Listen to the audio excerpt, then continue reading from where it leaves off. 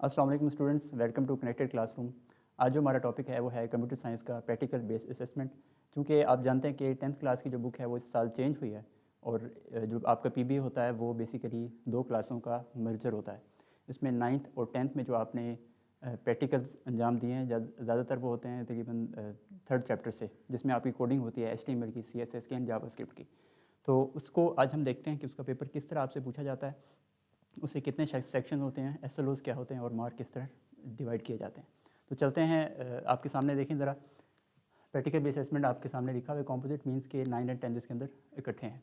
आपका जो पेपर होगा वो होगा टोटल 40 मार्क्स का, जिसमें 2 सेक्शन होंगे, सेक्शन ए एंड बी। जिसमें सेक्शन ए जो है उसमें 3 क्वेश्चन पूछे जाएंगे और उसके अंदर सब पार्ट्स भी होंगे। और सेक्शन ए के अंदर जो है वो 3 क्वेश्चन आपके जो है वो SLO की जो डोमेन है वो डोमेन सी है, जहाँ से वो पूछे जाएंगे। ठीक है। उसके बाद जो सेक्शन बी है उसके अंदर भी 3 क्वेश्चन होंगे। ठीक है, जो कि पार्ट्स उसके अंदर इंक्लूड होंगे, इस तरह question number 5 and question number 6। और डोमेन आपके सामने मौजूद हैं। क्वेश्चन नंबर 4 की जो डोमेन है वो डोमेन बी में से आएंगे, क्वेश्चन नंबर 5 की डोमेन ए में से और क्वेश्चन नंबर 6 की डोमेन एच में से। ये देखने में थोड़ा सा कन्फ्यूजिंग आपको लग रहा होगा, लेकिन जब हम इसका एक सैम्पल पेपर देखते हैं तो उसमें आपको ज़्यादा क्लैरिटी नज़र आ जाएगी। प्रैक्टिकल नोटबुक्स आप जानते हैं कि बाकी सब्जेक्ट्स की तरह इसके अंदर भी इंक्लूड नहीं है और इसके अंदर कोई MCQs आपसे नहीं पूछा जाएगा। ओके, आगे देखें ज़रा। ये आपका एक सैम्पल पेपर है। ठीक है, इसमें देखें आपके लेफ़्ट साइड पे मौजूद है लिस्ट ऑफ प्रैक्टिकल्स और राइट साइड पे है अलाइन SLOs। ये देखें आपके सामने जो सी है, इट मीन्स कि ये डोमेन है आपकी। ओके, तो question number 1 sorry practical number 1 देखें। HTML में से आपसे क्या चीज़ें पूछी जाएंगी? DOM मॉडल आपको आना चाहिए। ठीक है, आप जानते हैं कि किस तरह एक स्ट्रक्चर होता है HTML के वेब पेज का। उसके अंदर से आपसे कुछ भी पूछ सकता है, blogs, portfolio, personal website, business page, home page, contact page, about us page, product page. आपसे कह सकता है कि आप एक ब्लॉग बनाएं, या कह सकते हैं आपको एक पर्सनल पोर्टफोलियो बनाएं जिसमें आपने ये चीज़ें इंक्लूड करनी है। तो ये जो आपका HTML है इसमें ये चीज़ें पूछी जाएंगी। उसके बाद जो CSS है वो इनके ऊपर ज़ाहिर बात है अप्लाई होता है। आपने क्लासेस में प्रैक्टिस भी की होगी कि उसमें आप टेक्स्ट के स्टाइल को किस तरह मैनेज करते हैं, colour, foreground, background, spacing, borders, paddings, hover effects, background, इस टाइप की आपसे कह सकता है कि आपने क्या करना है, अप्लाई करने हैं इफेक्ट्स अपने HTML के एलिमेंट्स के ऊपर। तो आप ये अगर देखें SLOs आपके सामने मौजूद हैं। आपको HTML CSS का एक पेज बनाना आना चाहिए। ठीक है, उसमें अप्रोप्रिएट जो है आप एलिमेंट्स यूज़ करेंगे और उसको डायनामिक बनाने के लिए भी आपको CSS अप्लाई करनी पड़ेगी। ओके, तो उसके अलावा जावास्क्रिप्ट है। जावास्क्रिप्ट फ्रंट एंड आपको पता है कि वेब पेज को डायनामिक बनाने के लिए जो आपका वेब पेज की एक अपीयरेंस होती है, उसकी जो फंक्शनैलिटी होती है उसमें इजाफा करने के लिए एक स्क्रिप्टिंग लैंग्वेज है, जो इसको अभी हम प्रैक्टिस करते हैं। आपको मैं मज़ीद इसको क्लियर करता हूँ अभी। तो आप ये रीड आउट कर लीजिएगा। ओके, तो ये हमारा HTML CSS। इस पर हम फ़िलहाल अभी फोकस नहीं करेंगे क्योंकि ज़्यादा रिक्वेस्ट जो आ रही थी वो स्टूडेंट्स की वो आ रही थी कि सर आप जावास्क्रिप्ट का लाजमी करवाएं, ये थोड़ा सा कॉम्प्लिकेटेड है। कॉम्प्लिकेटेड आपको इस वजह से लगता है क्योंकि HTML और CSS में जो है आप बासानी टैग्स वगैरह यूज़ करके वो इफेक्ट्स आप अप्लाई करते जाते हैं। इसमें कोई rocket science as it is नहीं है। लेकिन जो जावास्क्रिप्ट है वो बेसिकली डिमांड करती है आपसे एक प्रॉपर सिंटैक्स और लॉजिक। लॉजिक में जो है बच्चे ज़्यादातर परेशान होते हैं। ठीक है, तो उसमें आपने इनपुट आउटपुट देखनी होगी, सीक्वेंसिंग क्या होती है, कंडीशंस क्या होती हैं, इटरेटिव स्टेटमेंट्स यानी वो स्टेटमेंट जो रिपीट होती हैं वो कैसे आप लूप के थ्रू करेंगे, फंक्शंस वगैरह क्या होते हैं, कोड को डीबग करना, इस टाइप की चीज़ें आपसे पूछी जाएंगी। आज जो है वो ज़्यादातर हम टोटल फोकस करेंगे वो इन प्रैक्टिकल्स के ऊपर करेंगे। ठीक है, इसमें आप क्या है कि सिंपल अरिथमेटिक प्रॉब्लम्स को सॉल्व करेंगे, एरिया को कैलकुलेट करना या वॉल्यूम को, किसी भी ज्योमेट्रिक शेप का, सर्कल हो सकता है, स्क्वायर हो सकता है, रेक्टेंगल हो सकता है, ट्रायंगल भी हो सकती है, कंपैरिजन दो वेरिएबल्स के दरमियान। उसके अलावा फैक्टोरियल है, किसी नंबर का फैक्टोरियल कैसे मालूम करते हैं, पीस एक सीरीज़ को कैसे प्रिंट करना है, या किसी नंबर का टेबल हमने कैसे प्रिंट करना है, लार्जेस्ट एंड स्मॉलेस्ट नंबर को फाइंड आउट करने का तरीका, और किसी एलिमेंट को सर्च करना और लिस्ट को सॉर्ट करना। तो हम जो है वो ज़्यादा फोकस आज इस पोर्शन पे करेंगे। ठीक है, तो चलते हैं आगे। फ़िलहाल मैं आपको लेके जाता हूँ डायरेक्ट पेपर के ऊपर। ठीक है, ये आपको अभी ISC की वेबसाइट से भी ये मिल जाएगा। ये देखिए, ये आपके सामने एक सैम्पल पेपर है जिसमें आपके टोटल मार्क्स लिखे हुए हैं 40, और जो आपके पास जो टाइम है वो है 2 आवर्स का। ओके, सेक्शन ए देखें 24 मार्क्स का है। ये टोटली आपसे कोडिंग के हवाले से क्वेश्चन पूछे जाएंगे यहाँ पे। ओके, ये देखें आपके सामने एक आउटपुट दी हुई है, आपने इसको जो है वो शो करना है। पैरा क्वेश्चन आपका debug and correct the following code to produce the given output. आपके सामने कोड दिया हुआ है। अब आपके पास क्योंकि कंप्यूटर तो वहाँ पे होगा नहीं, और ना ही आप जो है उसको जो है यानी लाइव रन कर सकते हैं। तो लिहाजा आपकी इतनी प्रैक्टिस होनी चाहिए कि आप इसको किस तरह इसमें से एरर ढूंढेंगे और उसको करेक्ट करेंगे। तो पेपर पे जाने से पहले मैं कोशिश करूँगा कि आपको सबसे पहले ये जो है आपका जावास्क्रिप्ट का पोर्शन वो मैं आपको कोशिश करूँगा कि क्लियर करा दूँ, ठीक है। मेरे ख्याल में ऊपर है यहाँ पे, ठीक है, ओके। यहाँ पे तो सबसे पहले हम चलते हैं अपनी कोडिंग स्क्रीन की तरफ।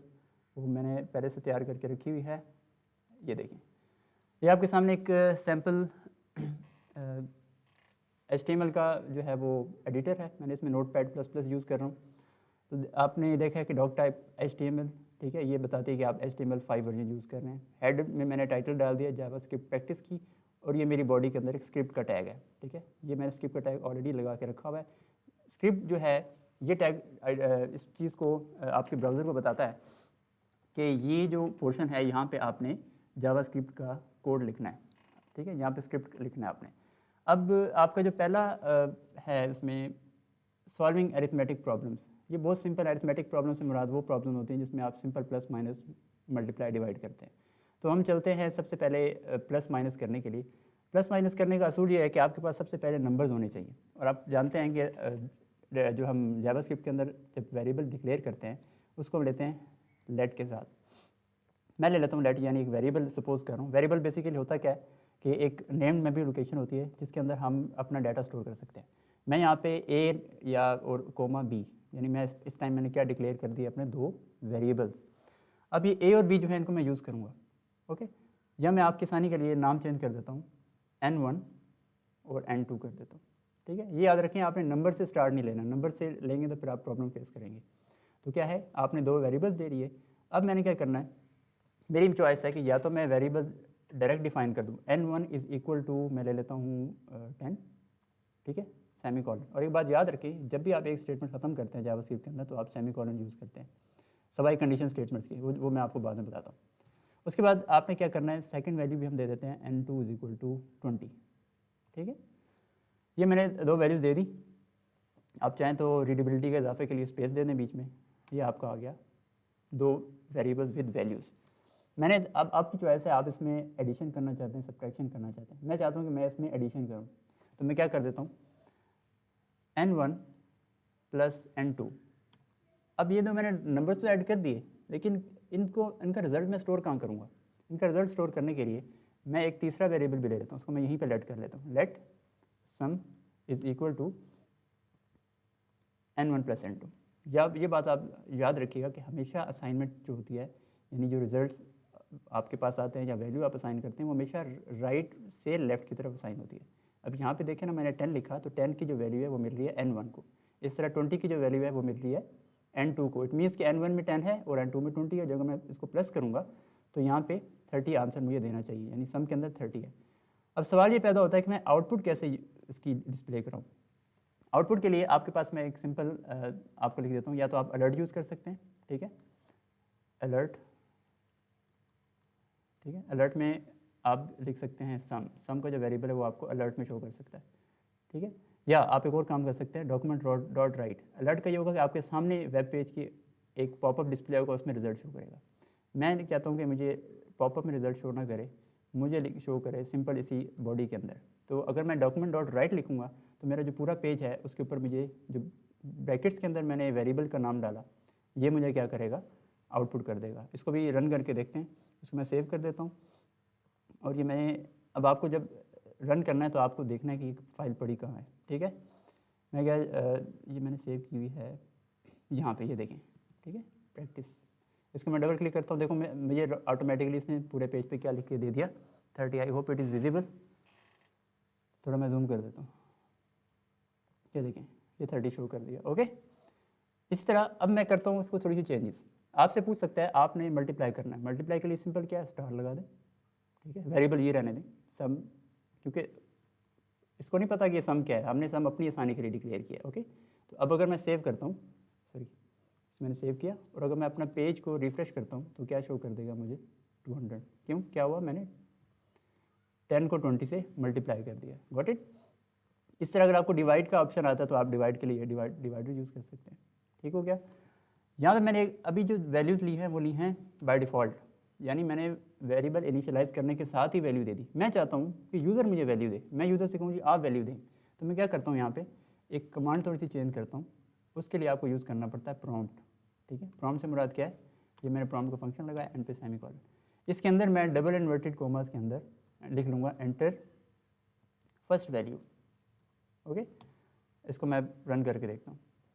ओके, अब होगा क्या, फर्स्ट वैल्यू मुझसे मांगेगा, सेकंड वैल्यू ऑटोमेटिकली मैंने दे दी है, और जो आंसर है उसमें क्या है, सम ये शो कर रहा है। लेकिन अगर आप देखें सम तो मैंने यहाँ पे लिखा ही नहीं है, तो मैं इसको अपनी वैल्यू वापस लाता हूँ, सम कैलकुलेट भी कर लेते हैं, n1 प्लस n2।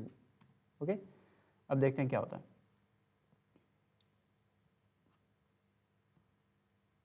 देखिए मुझसे मांग रहा है फर्स्ट वैल्यू मैं देता हूँ 10। अब अगर आप देखिए, अब उसने मुझे 30 आंसर नहीं दिया, इसकी वजह क्या है कि जब आप प्रॉम्प्ट लेते हैं तो प्रॉम्प्ट वो लेता है एज अ टेक्स्ट की फॉर्म में। अब जो मैंने प्रॉम्प्ट दिया 10, यानी 10 की जो मैंने वैल्यू दी वो n1 को तो मिल गई, लेकिन अब यहाँ पे जो प्लस का काम है वो एडिशन नहीं हो रही, बल्कि वो क्या हो रही है, कंकैटिनेशन हो रही है। कंकैटिनेशन कहते हैं कि आपकी जो n1 की वैल्यू है उसके साथ मैच हो रहा है 20, यानी 10 के आगे 20 लिखा हुआ है। इस केस के अंदर आपको एक छोटी सी चेंजेस करनी है। वो चेंजेस क्या करनी है कि आपको इसको कन्वर्ट करना है, यानी ये जो वेरिएबल है, सॉरी ये जो वेरिएबल है n1, इसको आपको कन्वर्ट करना है किसके अंदर, इंटीजर के अंदर। इंटीजर मीन्स कि आपकी वैल्यू मैथ की फॉर्म में आ जाएगी। तो मैं इसको क्या करूँगा, पार्स, ठीक है, पार्स इंट, इसको मैं यूँ लिख लेता हूँ, आई डोंट नो कि, अच्छा ठीक है। अब क्या होगा, n1 जो है वो इंटीजर में कन्वर्ट होगी, और उसके बाद जो है आपको आंसर वो 30 के अंदर देना चाहिए उसको, ठीक है। मैं यहाँ पे 10 लिखता हूँ, और ये देखिए मेरा आंसर जो है वो 30 में आ गया। नेक्स्ट मूव करते हैं।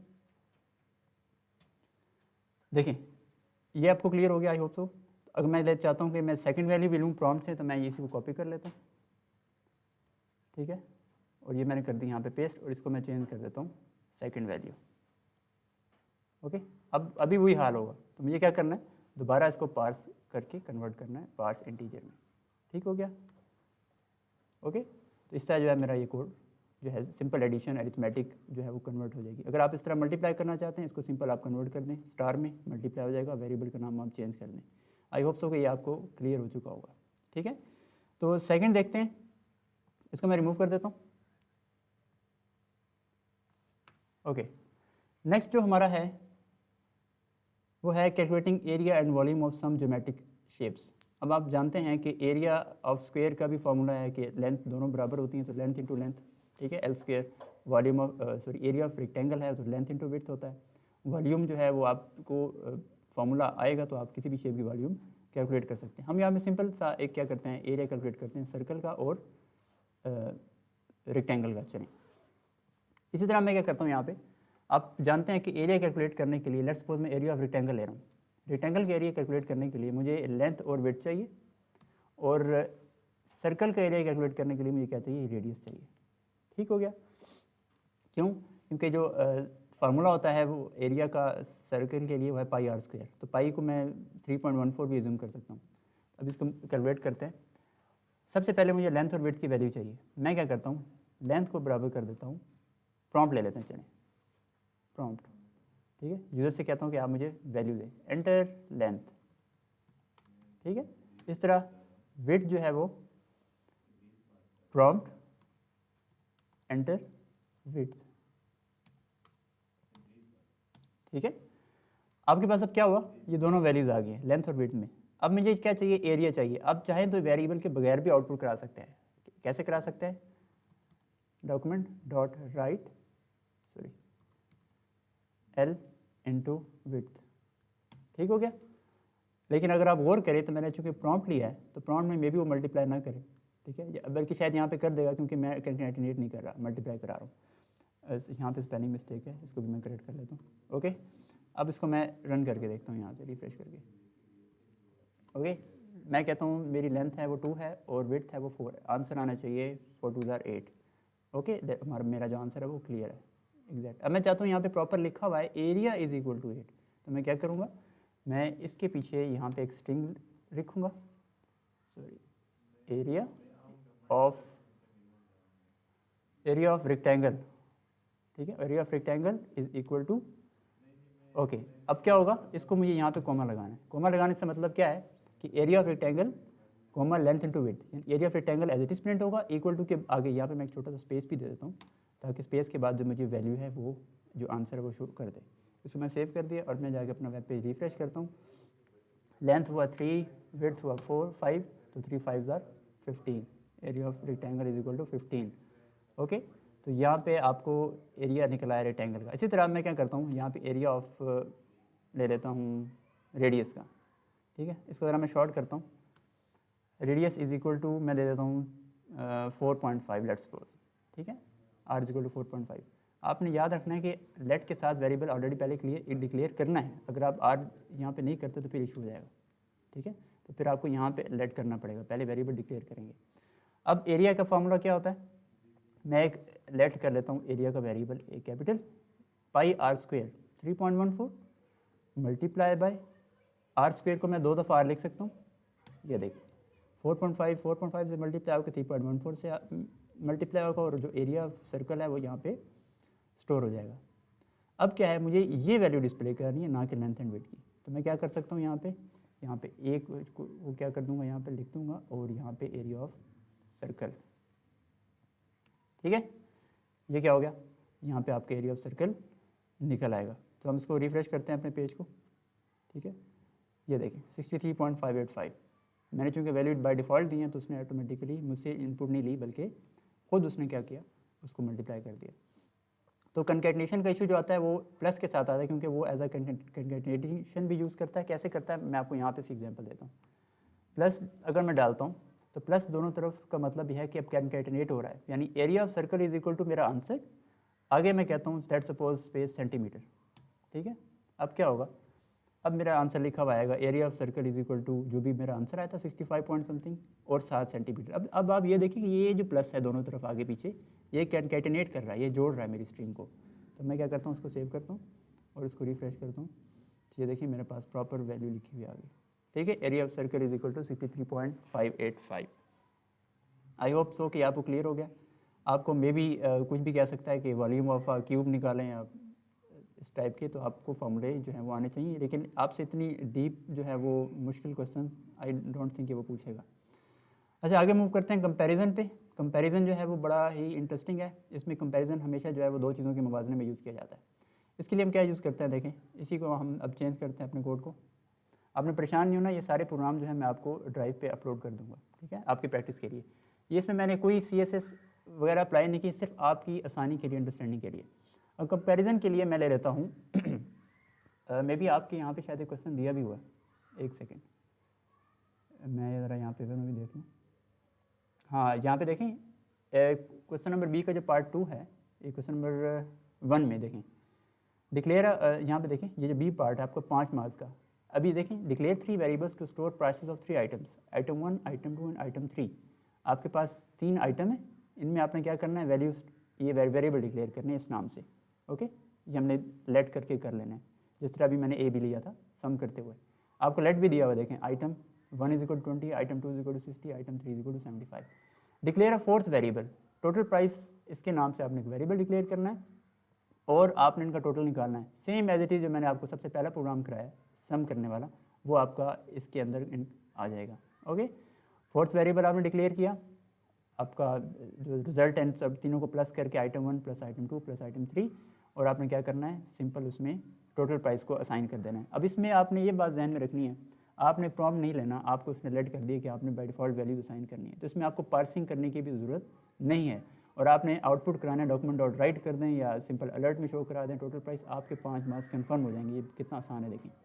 ओके, मैं जो आपको करवाना जहाँ पे जा रहा था, यहाँ पे मेरे ख्याल में मैंने एक देखा था क्वेश्चन कि आपसे, मेरे ख्याल में यहाँ पे नहीं, शायद मैं कन्फ्यूज़ हो गया। ठीक है, छोड़, चलते हैं वापस इस पर कंपैरिजन पे। आपसे भी 5 मार्क्स का क्वेश्चन पूछ सकता है कि आपने क्या करना है, एक वेरिएबल, एक वैल्यू लेनी है और चेक करना है कि क्या वो 0 से बड़ी है या पॉजिटिव है या नेगेटिव है। ठीक है, तो उसका हम एक सिंपल सा प्रोग्राम लिखते हैं। सबसे पहले मैं एक नंबर ले लेता हूँ, लेट n।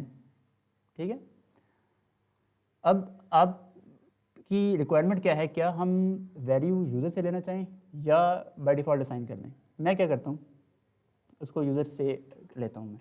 ठीक है। मैं कहता हूँ ये n is equal to prompt, prompt आए, प्रॉम्प्ट में आपको अलाउ करता है कि आप यूज़र से वैल्यू लें, एंटर आ वैल्यू, ओके, चले वैल्यू एंटर होगी। अब मैं चेक करता हूँ क्या कि क्या मेरी वैल्यू पॉजिटिव है या नहीं है। अब यहाँ पे लॉजिक ये है, आपको पता होता है कि पॉजिटिव नंबर कहाँ से शुरू होते हैं, जो कि 0 से बड़े होते हैं, ठीक है। तो यहाँ पे हमारा एक कंस्ट्रक्ट आएगा जिसको हम कहते हैं इफ़ अगर जो वैल्यू मैंने इनपुट ली है यूज़र से, वो जो n की वैल्यू है वो बड़ी है 0 से, ठीक है, याद रखें 0 से बड़ी। इस कंडीशन के अंदर इक्वल टू अगर आप लगाते हैं उसका मतलब है कि 0 भी शामिल है, क्योंकि पॉजिटिव वैल्यू में 0 शामिल नहीं होता, तो लिहाजा हम क्या करते हैं, इसको इंक्लूड नहीं करेंगे। तो इसके मैं आगे बॉडी बना लेता हूँ, ठीक है। ये दो ब्रैकेट्स याद रखें, इफ़ के अंदर हमेशा आप बॉडी यूज़ किया करें। इसको मैं थोड़ा सा इंडेंटेशन भी इसकी बेहतर कर देता हूँ ताकि आपको बेहतर अंडरस्टैंड हो। अब देखें, अगर तो मेरी वैल्यू 0 से बड़ी है, यानी जो भी वैल्यू मैंने एंटर की है n में वो बड़ी है, ये यहाँ पे गौर करना है आपने। तो क्या लिखा हुआ आ जाए, मैं कहता हूँ डॉक्यूमेंट डॉट राइट क्या लिखा हुआ है, नंबर इज़ पॉजिटिव, पॉजिटिव के लिए मैं प्लस लिख देता हूँ, ओके, गॉट इट। अच्छा, नीचे आप एक और इफ लगा लें, अगर n इज़ लेस देन 0 है, यानी 0 से छोटा है, तो क्या हो, सॉरी, हाँ, ठीक है, तो हो, इसको आप HTML का ये फ़ायदा है ना, इसके अंदर आप कॉपी पेस्ट कर सकते हैं, ये टाइम बचाते हैं। तो माइनस, ठीक है, नंबर इज़ नेगेटिव। अगर इसमें से कुछ भी नहीं है, अगर नंबर ही मैंने 0 एंटर किया, तो ना ये चलना चाहिए फर्स्ट वाला, ना सेकंड कंडीशन चलेगी, बल्कि क्या आ जाएगा, इसको मैं लिख दूँगा एल्स, ठीक है। एल्स क्या आ जाएगा, डॉक्यूमेंट डॉट राइट, मैंने कॉपी करके रखा हुआ है, number is neither positive nor negative, got it. यहाँ पे अगर आप देखें कि जो अच्छी प्रैक्टिस है ना, वही है कि आप हर जगह इफ़ ना यूज़ करें, क्योंकि उसमें ये क्या कि बार बार सारी कंडीशन चेक करता है। सबसे अच्छी ऑप्शन है ये वाला, आप इफ़ चेक करें, अगर ये नहीं तो एल्स इफ अगर चल गया तो बाकी फिर क्या कर देता है, स्किप कर देता है। अगर ये दोनों कंडीशन फॉल्स थी तो फिर एल्स एंड पे चलेगा, अगर कुछ भी नहीं हुआ तो फिर क्या होगा, वो होगा नंबर ना पॉजिटिव है ना नेगेटिव है। इसको मैं सेव कर लेता हूँ और अपना पेज रिफ्रेश करता हूँ, क्योंकि मैंने प्रोग्राम सारा चेंज किया। देखें, एंटर अ वैल्यू, देखें n बड़ा क्यों है, क्योंकि मैंने वहाँ पे स्ट्रिंग लिखते हुए n बड़ा कर दिया, इसके आपने परेशान नहीं होना। एंटर वैल्यू मैं कहता हूँ 6, एंटर करता हूँ तो क्या है, नंबर इज़ पॉजिटिव। दोबारा रिफ्रेश करता हूँ, पेज दोबारा लोड होगा, मैं कह देता हूँ -9, नंबर इज़ नेगेटिव, ठीक है। अब मैं रिफ्रेश करके वैल्यू देता हूँ 0, number is neither positive nor negative, ठीक है। आई होप कि आपको ये समझ आ चुका होगा। सिंपल इफ़ एल्स इफ़ और एल्स इफ़ एल्स आप कैसे यूज़ कर सकते हैं, इसकी प्रैक्टिस। इस तरह आपसे एक क्वेश्चन भी पूछा जा सकता है लॉग में कि आपने ग्रेड एंटर करवाना है, ठीक है, यानी सॉरी मार्क्स एंटर करवाने हैं स्टूडेंट के, और आपने चेक करना है कि क्या वो मार्क्स उसमें ग्रेड कौन सा आता है, यानी आपको रेंज दे देगा कि 80 से 90 में ए है, 90 to 100 A+ है, इस तरह 70 to 80 के बीच में जो नंबर होंगे, यानी 79 तक वो सिंपल बी है, इस तरह के वो ग्रेड डिवाइड कर लेगा। तो वो भी आपको अपने हिसाब से बनाने हैं, ठीक है। तो मैं चाह रहा हूँ कि वो भी आपको दिखा दूँ, मैं भी आपसे पूछ ले वो। तो मैं क्या करता हूँ, यहाँ पे इसी कोड को थोड़ा सा चेंज करता हूँ, ठीक है, मैं इसी के अंदर चेंजेस करता रहूँगा। क्या है कि सबसे पहले मैं करना है एंटर मार्क्स, एक सब्जेक्ट के मार्क्स हैं, एंटर योर मार्क्स, इसको मैं ज़रा लिख देता हूँ, enter your marks, got it. इस एन को मैं छोटा कर दूँगा कि बेहतर लिखा हुआ है, ये मैंने दे दिया, एम कर लेते चलिए, मार्क्स के लिए मैं एम ले लेता हूँ। अब यहाँ पे क्या है, अभी जो मैं आपको कॉन्सेप्ट बताने जा रहा हूँ वो है रेंजेस का, कि मेरे आपको याद पता होना चाहिए। मैं आपके आसानी के लिए ना यहाँ पे लिख भी देता हूँ, बल्कि चलें ठीक है, बाद में कहते हैं। मैं कहता हूँ कि लेट सपोज मेरे अगर मार्क्स होंगे 90 से 90 इक्वल, यानी 90 शामिल है, एंड ठीक है, या मैं एक और आपको बात बताता हूँ उसका, marks is less than equal to 100। ये देखें कि अगर मेरी मार्क्स की वैल्यू 90 और 90 से बड़ी हो, यानी 90 शामिल है, और मार्क्स की वैल्यू 100 शामिल होने के साथ 100 से ये कम है, यानी देखें 90 और 100 की एक विंडो आ गई मेरे पास। अब इसकी जो रेंज है उसको मैं लिखूँगा एंड के साथ, डबल एंड का जो साइन है ये आपको रेंज दे देगा कि देखें अगर आप गौर से, तो मेरी एक कंडीशन ये है और दूसरी कंडीशन ये है, इसको कहते हैं कंपाउंड कंडीशन, ठीक हो गया। आपके पास जब कभी भी दो कंडीशन हो तो आप उनको रिलेट करने के लिए ये एंड का साइन यूज़ कर सकते हैं। और एंड आपने फिज़िक्स में भी पढ़ा होगा कि गेट्स के चैप्टर्स में और कंप्यूटर साइंस में भी चैप्टर है आपका गेट्स का, कि एंड जो होता है वो हमेशा दो कंडीशंस ट्रू होंगी तब अपनी जो है आगे जो है आउटपुट शो करता है। इट मीन्स कि अगर मेरे सब्जेक्ट में मार्क्स 90 हैं, 91 हैं, 92 हैं, 93 हैं, अप टू 100 इसी रेंज के अंदर आ रहे हैं तो मेरी ये वाली कंडीशन चल जाएगी। तो मेरा ग्रेड क्या बनता है यहाँ पे, ग्रेड बनता है यहाँ पे A+। ठीक है, पेपर में आपको दिए होंगे ग्रेड्स, उसके बाद आपने यहाँ पे लिख देना है। ओके, अब मैं क्या करता हूँ, इससे नीचे वाली रेंज देखता हूँ, ये सबसे इंपॉर्टेंट है। अब देखें कि आपके पास जो मार्क्स हैं वो 90 to 100 तक तो आ गए। अब जो नेक्स्ट रेंज है वो A ग्रेड की है, मैं यहाँ पे एडवांस में लिख देता हूँ A ग्रेड। ठीक है, अब A ग्रेड आपको लेट सपोज दिया हुआ है कि 80s की रेंज में है, यानी 80s मिला के, यानी आपके जो मार्क्स हैं वो is greater than equal to 80, marks 80 से शामिल हैं, एंड मार्क्स आपके लेस देन इक्वल टू 90। अक्सर बच्चे ये गलती कर देते हैं, और ये कोड आपके पास पेपर्स जो 10th में पहले बच्चे थे जो सी की कोडिंग करते थे उसमें भी ये प्रोग्राम दिया होता था। तो अब आप देखें इसमें एक फ्लॉ है, फ्लॉ ये है कि 90 जो था वो A+ की रेंज में आता है, जबकि 90 यहाँ भी शामिल है, यानी 90 सैंडविच हो रहा है दोनों के केसेस में। तो यहाँ पे मैं इक्वल टू का जो साइन है वो हटा दूँगा। ठीक है, अब ये मेरी रेंज ठीक होगी। ओके, अब मैं क्या करता हूँ, इसको मैं कॉपी पेस्ट कर लेता हूँ, और ज़रा अपना टाइम बचाने के लिए ये स्पीडली इसको मैं कॉपी पेस्ट करता जाता हूँ नीचे। ओके, ठीक है, ये ले। अब मैं इसको मॉडिफाई क्या करता हूँ, अगर मेरे मार्क्स 70 से 80 से कम है, 70 से 80 तक हैं, तो मेरा ग्रेड क्या होगा, ठीक है, B होगा। इसी तरह अगर मेरे मार्क्स 60 से 69 तक हैं, सॉरी 69 अगर लिखेंगे तो आपको शामिल करना होगा, मैं यहाँ पे लिख देता हूँ। अच्छा, आपको यूँ भी लिख सकते हैं कि यहाँ पे या तो इक्वल टू कर लें, यानी 69 भी शामिल है, उसके आगे 70 होगा तो 70 ऑटोमेटिकली इस कैटेगरी में चला जाएगा। ठीक है, तो अब क्या है, मैं क्या करता हूँ यहाँ पे इसको लेस देन 70 लिख लेता हूँ ताकि यूनिफॉर्मिटी रहे और आपको आसानी रहे समझने में। तो यहाँ पे ग्रेड कर देते हैं C, और अगर 60 से ही नीचे कोई है, यानी अगर इस रेंज में कोई भी नहीं आ रहा, तो मैं कहता हूँ आप फेल हैं। ठीक है, कंग्रेट्स यू आर फेल। ठीक है, let's have some fun. Okay, अब देखें मैंने मार्क्स एंटर किए, मार्क्स कंपैरिजन होगा, 90 to 100 होंगे तो A+, 80 to 90 होगा तो A, 70 to 80 होगा तो B, और 60 to 70 होगा तो ग्रेड C से नीचे वाला मैं कहता हूँ जी सारे फेल हैं। लेट्स सपोज मेरे मार्क्स हैं 70, तो क्या होगा, क्या मेरे मार्क्स 70 की वैल्यू, अब आपने यहाँ पे जूम करने के 70 है, क्या 70 90 से बड़ा है, नहीं। ठीक है, ये कंडीशन गलत होगी। क्या 70 100 से छोटा है, येस। अब यहाँ पे ये जो पार्ट है ये रॉन्ग हो रहा है, मैंने कंडीशन क्या लगाई है, एंड। इट मीन्स कि दोनों कंडीशन ट्रू होनी थी तो एग्जीक्यूट होता, तो मेरी एक चूँकि गलत हो रही है तो लिहाजा ये कोड रन नहीं करेगा। अब यहाँ पे देखें मार्क्स क्या जो मेरे जो 70 थे क्या वो 80 से बड़ा है, नहीं, ये कंडीशन यहाँ फॉल्स होगी, ये वाली ट्रू है, तो दोनों चूँकि ट्रू नहीं है तो ये भी नहीं चलेगा। इस तरह अगर मेरे मार्क्स, अब यहाँ पे देखें इस कंडीशन को, क्या मेरे marks 70 is greater than equal to 70, greater than नहीं है लेकिन इक्वल टू तो लगा हुआ है, ये कंडीशन सेटिस्फाई हो रही है, और मार्क्स 80 से कम भी है, बिल्कुल एग्जैक्टली। तो ये वाला जो पोर्शन है डॉक्यूमेंट डॉट राइट B मेरा स्क्रीन पे प्रिंट होना चाहिए।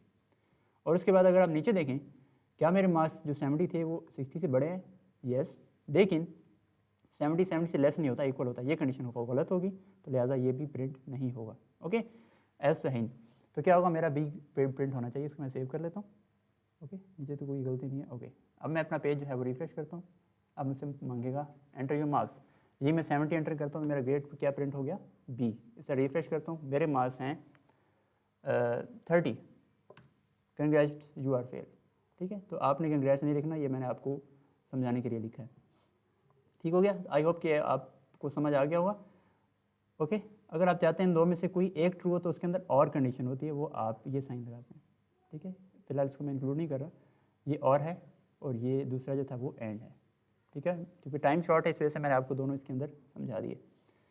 नेक्स्ट चलते हैं हम, कंपैरिजन हो गया, आई होप सो कि आपको बड़े अच्छे तरीके से अंडरस्टैंड कर लिया हो, क्योंकि इसके अंदर मैंने आपको कंडीशन स्टेटमेंट भी बता दी। अब है factorial of a number. Factorial क्या होता है, फैक्टोरियल होता है, मैं आपको यहाँ समझाता हूँ, इसी प्रोग्राम को मैं मॉडिफाई करता हूँ। ये देखिए, सबसे पहले मैं आपको लूप समझाता हूँ कि लूप क्या है। चलें लूप पे अब आते हैं, आप परेशान हो जाएंगे। फैक्टोरियल क्या होता है, लेट्स सपोज मेरे पास एक नंबर है 4 और 4 का फैक्टोरियल कैलकुलेट करना है। ये जो एक्सक्लेमेशन मार्क है ना, ये आप मैथ के अंदर यूज़ करते हैं फैक्टोरियल फाइंड आउट करने के लिए। तो फैक्टोरियल कहता है कि वो नंबर अपने से पीछे वाले तमाम नंबर से मल्टीप्लाई होता जाएगा 1 तक, ज़ीरो नहीं करना, वरना सारा ज़ीरो हो जाएगा। तो मुझे क्या करना है, किसी भी नंबर का फैक्टोरियल कैलकुलेट करने के लिए मैं इसको यूँ भी लिख सकता हूँ, मल्टीप्लिकेशन है ना, 1 multiply by 2 multiply by 3 multiply by 4। इसी तरह अगर मेरे पास है 6 का फैक्टोरियल तो क्या होगा, 6 मल्टीप्लाई बाई 5 मल्टीप्लाई बाई 4 3 2 1, या इसको मैं यूँ भी लिख सकता हूँ 1 2 3 4 5 6, और ये मेरा, ठीक है, ये मैंने आपको समझाने के लिए सिर्फ। अब इस तरह के जब आपसे फैक्टोरियल टाइप के क्वेश्चन पूछता है, क्योंकि देखिए अगर आप गौर करें यहाँ पे आपका नंबर इंक्रीज़ करता जा रहा है और अगले से मल्टीप्लाई होता जा रहा है और उसका आंसर भी सेव होता जा रहा है, तो क्या होगा, 2 1 2 2 2 3 6 6 4 24, उसका आंसर आपके पास क्या आना चाहिए, 24। तो इसको समझने के लिए बहुत इंपॉर्टेंट कंस्ट्रक्ट है, और मैं ये समझता हूँ कि वो बच्चा है जिसको लूप चलानी आती है वो कोई भी कोडिंग आसानी से कर सकता है। ये सबसे समझने के एक बेसिक स्टेप है। लूप को समझने के लिए हमारे पास कुछ while, do while, for loop होती हैं। तो फॉर लूप मैं आपको समझाता हूँ लूप होती क्या है।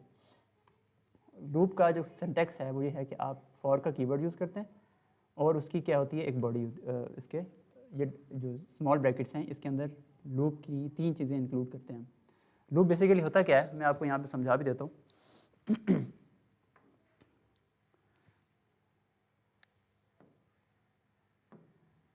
देखें, सॉरी, किसी चीज़ को बार बार दोहराना, यानी मैंने एक सर्कल लिया, ठीक है, इसको मैंने, ठीक है, ओके, देखें मेरे पास क्या है, ये मैंने एक साइकिल कंप्लीट किया है, ठीक है, एक दफ़ा मेरा प्रोग्राम चला या स्टेटमेंट्स चली, मैं चाहता हूँ दोबारा भी चले। ये मेरा जो पॉइंट है उसको कहते हैं स्टार्टिंग पॉइंट। ये कौन सा पॉइंट है, स्टार्टिंग पॉइंट या इनिशियलाइजेशन पॉइंट, इनिशियलाइज भी कह सकते हैं, ओके। अब सेकंड लूप यानी सेकंड चक्कर, थर्ड चक्कर, और कितने चक्कर देना है मैंने, क्या घुमाता जाऊंगा, नहीं, आपके पास 3 चीज़ें लूप में होना लाजमी है। कौन कौन सी, स्टार्टिंग पॉइंट, पहला पॉइंट क्या है, स्टार्ट, दूसरा और तीसरा एक एंडिंग पॉइंट होता है, इसको मैं कहता हूँ एंडिंग पॉइंट, ठीक है, एक स्टार्ट और एक एंड। कब तक एंड होगा वो डिपेंड करता है कंडीशन के ऊपर। किस पे डिपेंड करता है, कंडीशन के ऊपर, ठीक है। ये 3 चीज़ें लाजमी हैं, तो आप याद रखें फॉर लूप के अंदर मैंने ये तीनों चीज़ें इंक्लूड करनी है और फिर इसको देखते हैं वो फ्लो कैसे चलता है, ठीक है। तो मैं आपको यहाँ पे दिखाता हूँ इसको, ठीक है। एक हम सिंपल सा, सबसे पहले फैक्टोरियल कैलकुलेट करने से पहले हम एक नंबर प्रिंट कराते हैं। लेट सपोज मैं करता हूँ यहाँ पे एक n है, तो मैं ऊपर रह जाता हूँ लेट n, या i कर लेते हैं, चलें, ज़्यादातर जो लूप्स हैं ना वो i के अंदर चलाई जाती हैं, एक प्रैक्टिस है बस। i इज़ इक्वल टू, देखिए स्टार्टिंग पॉइंट क्या है, मैं कहता हूँ मैंने 1 से लेके 10 तक प्रिंटिंग करवानी है, 1 is equal to, sorry, i is equal to 1, ठीक है। आपने एक स्टेटमेंट पूरी कर दी, मेरे पास देखें स्टार्ट आ गया। अब मैंने एंड कहाँ पे करना है, 10 पे करना है, ठीक है। यहाँ पे गौर से देखिएगा, i is less than equal to 10, यानी i की वैल्यू मेरी जब तक, ये कंडीशन आ गई सेकंड पॉइंट, जब तक मेरी वैल्यू क्या है 10 से कम है। इसको मैं थोड़ा सा स्पेसिंग बढ़ा देता हूँ ताकि आपकी आसानी हो, ठीक है, क्या करता रहे, ठीक है। अब जो है मेरे, देखिए एंडिंग डिपेंड, ये कंडीशन भी आ गई और एंडिंग भी इसी के अंदर है। अब मैंने कितने कितने जंप्स लेने हैं, देखिए 1 से 10 तक जो मैंने प्रिंटिंग करानी है उसमें एक एक स्टेप से जाना है। तो मैं सिंपल क्या कर देता हूँ, i plus plus, I plus plus का मतलब ये है कि आप एक एक स्टेप से आगे जा रहे हैं। i प्लस इक्वल टू 2 से मुराद 2 स्टेप लेके जा रहे हैं, i प्लस इक्वल टू 3 से मुराद 3 स्टेप लेके जा रहे हैं। इसी तरह आप माइनस भी कर सकते हैं अगर आपने उल्टी गिनती करनी है, ठीक है। तो मैं क्या कर देता हूँ यहाँ पे सिंपल i प्लस प्लस कर देता हूँ। तो उसकी आपने नीचे बॉडी बनानी है। अब इस बॉडी के अंदर जो स्टेटमेंट भी आएगी वो रिपीट होती रहेगी, ठीक है। अब मेरा जो वेरिएबल है वो i मेंटेन हो रहा है, 1 क्या मेरी वैल्यू 10 से कम है, ठीक है, अंदर आ जाएगा, जो स्टेटमेंट होगी एग्जीक्यूट होगी, और जब बॉडी तक पहुंचेगा उसके बाद ये वापस इसमें चला जाएगा अपनी इंक्रीमेंट पे, जिसे कहते हैं इंक्रीमेंट, क्योंकि बढ़ रहा है। इंक्रीमेंट होने के बाद जब वैल्यू 2 हो जाएगी तो फिर ये इस पर कंडीशन चेक करेगा, कंडीशन चेक करने के बाद फिर अगर ये ट्रू हुई तो अंदर आ जाएगा, इस तरह दोबारा एग्जीक्यूशन होगी और ये फिर ऊपर जाके एक वैल्यू इंक्रीमेंट करेगा और ये बार बार चलता रहेगा। अगर मैं ये इंक्रीमेंट ना कर रहा हूँ तो क्या होगा, लेट्स सपोज मैंने नहीं दी, तो आपकी वैल्यू जो है 1 पे खड़ी रहेगी, कंडीशन हमेशा ट्रू होती रहेगी और ये स्टेटमेंट्स हमेशा हमेशा चलती रहेंगी, कभी भी ये प्रोग्राम स्टॉप नहीं होगा। ठीक है, तो लिहाजा मुझे हॉप्स जो मैंने जंप्स कराने हैं 1 से 10 तक, 1 से 10 की तरफ मैंने बढ़ के जाना है, ना कि कम हो गए। ठीक है, इसी तरह अगर मैं यहाँ पे माइनस माइनस कर दूँ तो क्या होगा, आई की वैल्यू मेरी 1 है और 10 तक मैंने जाना है, तो क्या होगा, मैं उल्टा चल पड़ूंगा, यानी जाना मैंने राइट की तरफ था और मैं जा किधर हूँ, उल्टा जा रहा हूँ। अगर मैं इसको आपको यहाँ बना के दिखाऊँ, ठीक है, तो यहाँ पे देखिएगा ज़रा, देखें ये मेरी नंबर लाइन है। ठीक है, ये मेरा यहाँ पे 0 है, यहाँ पे नेगेटिव वैल्यूज़ है, ये +1 2 3, ठीक है, और ये मेरा क्या है 10।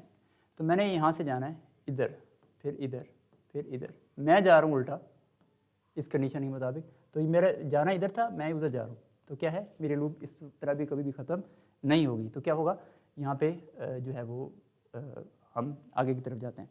तो क्या है, इसको मैं क्लोज करता हूँ यहाँ से, तो मैं क्या करूँगा यहाँ पे प्लस प्लस इसको लिख देता हूँ। तो मैं सिंपल लिखता हूँ डॉक्यूमेंट डॉट राइट आई। ठीक है, इसको मैं सेव कर देता हूँ। अब क्या होगा, आई की वैल्यू 1 है, कंडीशन ट्रू हो जाएगी, 1 इज लेस देन 10, प्रिंट हो जाएगा 1। इंक्रीमेंट हुआ 2, 2 10 से कम है, बिल्कुल ठीक है, अंदर आ जाएगा।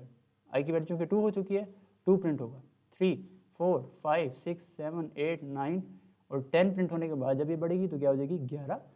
क्या 11 10 से कम है, नहीं, तो क्या होगा, ये लूप ख़त्म हो जाएगी और मेरी बॉडी से ये एग्जिट कर जाएगा। ठीक है, इसको भी रन करता हूँ तो आपको क्या होगा, 10 तक गिनती जो है वो लाइन में प्रिंट करके दे देगा। ये देखिए 1 2 3 4 5 6 7 8 9 10। ठीक है, अगर आप चाहते हैं कि लाइन छूट के आए तो सिंपल क्या करेंगे आप इसको कन्कैटिनेट कर दें और साथ लिख दें यहाँ पे BR, लाइन ब्रेक का टैग। ठीक है, तो क्या होगा, आपकी लाइन जो है वो छोड़ देगा। देखें एक एक लाइन में प्रिंट हो रहा है, गॉट इट। तो ये आपका लूप का कॉन्सेप्ट है, आई होप सो कि आपको समझ आ गया होगा। तो ये सिंपल क्या है, प्रिंटिंग भी आपसे सीरीज प्रिंट करा सकता है। मैं चाहता हूँ कि मैं 100 या 10 तक मैं क्या करता हूँ ऑड नंबर प्रिंट कराऊँ, तो मैं क्या कर दूँगा यहाँ पे सिंपल इक्वल टू 2 कर दूँगा। तो देखें 1 के आगे 2 का जंप लेगा तो 3 5 7 9, तो इस तरह आपके 9 तक जो है वो ऑड नंबर प्रिंट हो जाएंगे। ये देखें, इस तरह अगर आपने इवन नंबर प्रिंट कराना है तो आपको पता है इवन नंबर 2 से स्टार्ट होता है। सिर्फ ये कंडीशन मैंने कुछ भी नहीं छेड़ा, सिर्फ 2 से स्टार्ट कर दिया, तो चूँकि 2 है तो 2 से जो 2 2 के जंप होंगे वो इवन नंबर्स के होंगे। तो अगर आप इसको रिफ्रेश करें तो क्या है आपको इवन नंबर, तो आपसे प्रोग्राम पूछ सकता है कि even number odd number print कराएं, गॉट इट। तो ये आपका क्या है, छोटा सा फॉर लूप के थ्रू मैंने आपको बता दिया। ये हमारी क्या होगी, इनिशियलाइजेशन यानी स्टार्टिंग पॉइंट, कंडीशन कब तक चलना है, ठीक है, और रुकना कब तक है। रुकने के लिए ये मैटर करता है आप किस तरफ जा रहे हैं। तो आपने इसको अच्छी तरह प्रैक्टिस करना है, क्योंकि वैसे देखा देखी जो है वो बंदा वक्ती तौर पर समझ जाता है, लेकिन जब प्रैक्टिस करता है तो फिर आपकी ज़्यादा अच्छे तरीके से आपको अंडरस्टैंडिंग होती है। तो अगर आप, क्योंकि जब आप पेपर अटैम्प्ट कर रहे होंगे तो उसमें आपको प्रॉब्लम होगा, आप इसको जब, क्योंकि आप लाइव रिजल्ट नहीं दे सकते तो आप में भी कहीं ना कहीं गलती कर दें।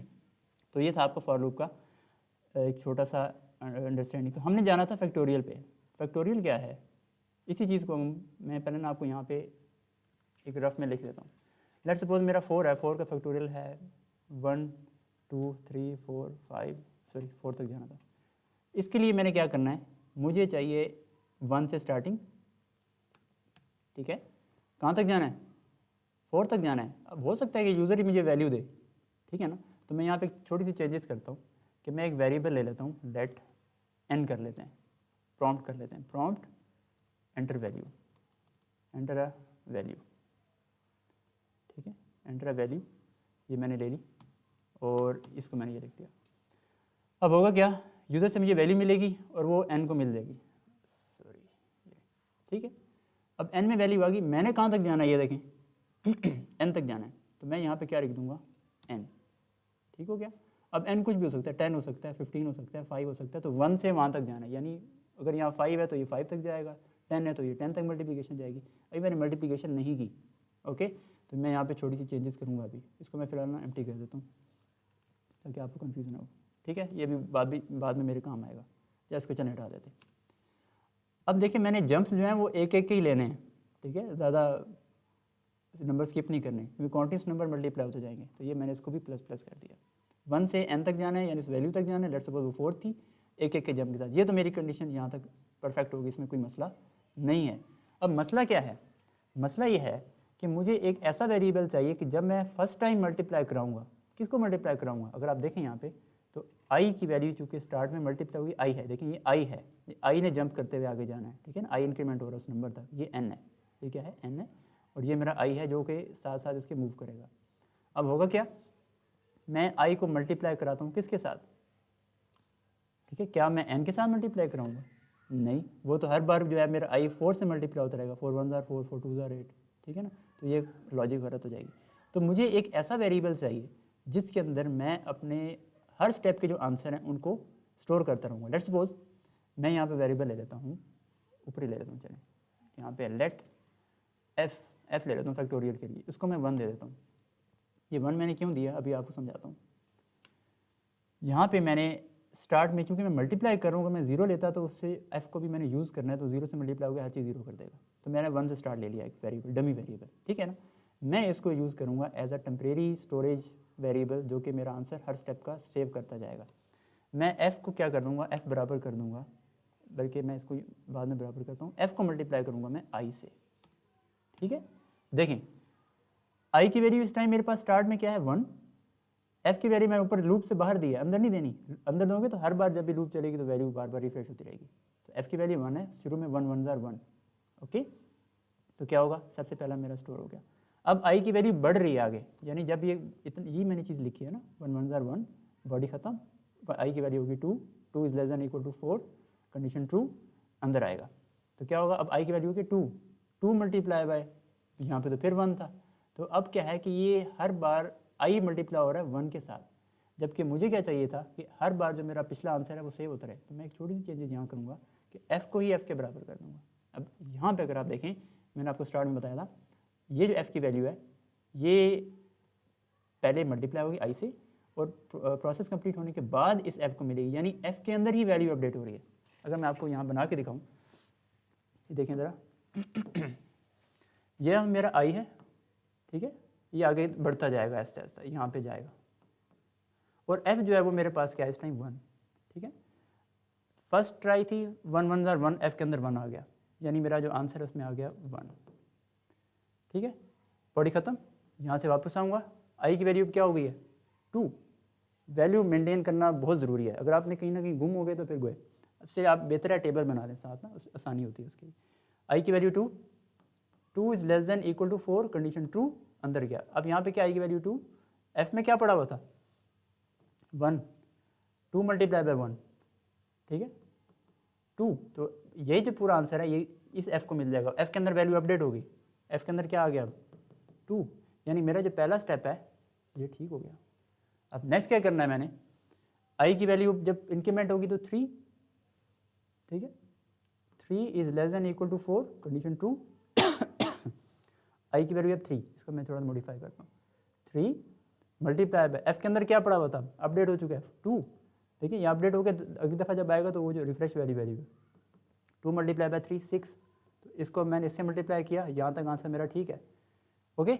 और उसके बाद जब मैं i की वैल्यू हो जाएगी 4, 4 is less than equal to 4, 4 is less than equal to 4, condition true है। तो अब क्या है? 4 मल्टीप्लाई बाय, आंसर मेरा था यहाँ पे 6 से वो होता है f में, तो क्या है? 6 मल्टीप्लाई बाय 4, 24। अब जब मैं दोबारा जाऊँगा i की वैल्यू होगी 5, क्या ये 5 n से छोटा है? नहीं, n में 4 था, 5 जो है वो लेस देन इक्वल टू 4 नहीं है, कंडीशन गलत। अब मैं अंदर नहीं जाऊँगा, f में जो मेरे पास वैल्यू सेव हुई थी वही मेरा आंसर है, जो कि क्या है? 24, ठीक है। तो अब मेरा लास्ट स्टेप क्या रह गया? अब मैंने इसको जो प्रिंट कराना है वो अंदर नहीं कराऊंगा, क्योंकि अगर अंदर प्रिंट कराऊंगा तो क्या होगा? बार बार वैल्यू मेरी रिपीट होती रहेगी, ठीक है, ओके। तो मैं क्या करता हूँ, यहाँ पे document dot right f, got it, simple, मेरे पास 24 लिखा हुआ जाएगा, या अगर मैं बेहतर करना चाहता हूँ तो आप उसको आउटपुट में शो कर सकते हैं। इसको मैं रिफ्रेश करता हूँ, अच्छा ये यहाँ पे कहीं गलती है, मैं देखता हूँ गलती क्या है। ओके, हाँ ये देखें, ये मैंने मिटाया नहीं ना, ये कोई वैल्यू नहीं है, वो स्क्रिप्ट को समझ नहीं आ रही कि क्या लिखा हुआ है, तो अब मैंने लिख लिया यहाँ पे देखें। अच्छा एक और चीज़ मैं आपको बताना भूल गया, यहाँ पे सेमीकोलन नहीं लगाना, ओके, जो स्मॉल ब्रैकेट्स होती है इनके आगे वुमन सेमीकोलन नहीं आता क्योंकि एज अ फंक्शन ट्रीट किया जाता है।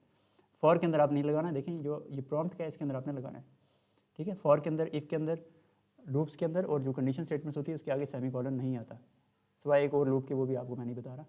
ओके तो उसको मैं सेव कर लेता हूँ और उसमें रिफ्रेश करता हूँ, तो मेरे पास आ रहा है वैल्यू 4 एंटर करते हैं, आंसर 24 आना चाहिए, ठीक है। लेकिन आंसर मेरे पास क्या आ गया 24। इसी तरह मैं वैल्यू अगर चेंज करना चाहूँ, ठीक है, तो मैं वैल्यू कर लेता हूँ 6, तो 6 का आंसर है 720, बिल्कुल ठीक कैलकुलेट कर रहा है। ओके तो ये आपका था फैक्टोरियल का प्रोग्राम। आपने इसको प्रैक्टिस करना है, ठीक है, हाथ से इसको एक दफ़ा चला के देखना है, ठीक है। जितनी ज़्यादा प्रैक्टिस करेंगे उतनी ही अच्छी आपकी अंडरस्टैंडिंग होगी। बार बार मैं आपको बता रहा हूँ, कोडिंग ज़्यादा से ज़्यादा प्रैक्टिस किया करें, और इसको कहते हैं हैंड रन, ठीक है। आप खुश्क पे यानी बगैर एग्जीक्यूट किए जितनी आप जो है ना अपने माइंड में इसका फ्लो बनाएंगे उतना ही अच्छी आपकी प्रैक्टिस होगी। तो ये था आपका फैक्टोरियल का, ठीक है। सीरीज़ प्रिंटिंग मैं आपको ऑलरेडी बता चुका हूँ, ठीक है, इसमें मैं ज़्यादा टाइम नहीं लगा था। अभी हमने odd number even number print किए थे, ठीक है। ओके तो इस कंडीशन के अंदर ये है, देखें मैं आपको चलें इसी को मॉडिफाई कर देता हूँ कि हमने यूज़र से ही वैल्यू ली, ठीक है, और मैं कह देता हूँ कि आपने इसको, मैं फ़िलहाल रिमूव कर देता हूँ।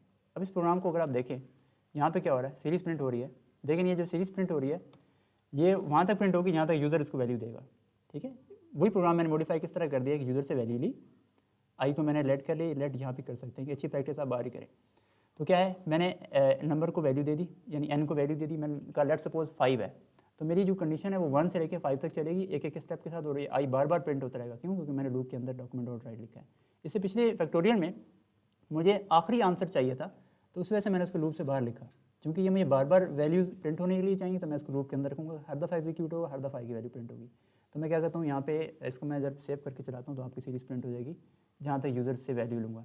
एंटर अ वैल्यू मैं दे देता हूँ 8, तो अब मेरी 1 से लेके 8 तक की प्रिंटिंग होगी वैल्यू, ये देखें 1 2 3 4 5 6 7 8, गॉट इट। जो वैल्यू देंगे वहाँ तक प्रिंटिंग करेगा। अगर आप चाहते हैं कि आपको वैल्यू ये ऑड नंबर प्रिंट कराना है तो प्लस इक्वल टू 2 कर लेते हैं, यानी 1 से 2 के जम के साथ n तक जाएगा।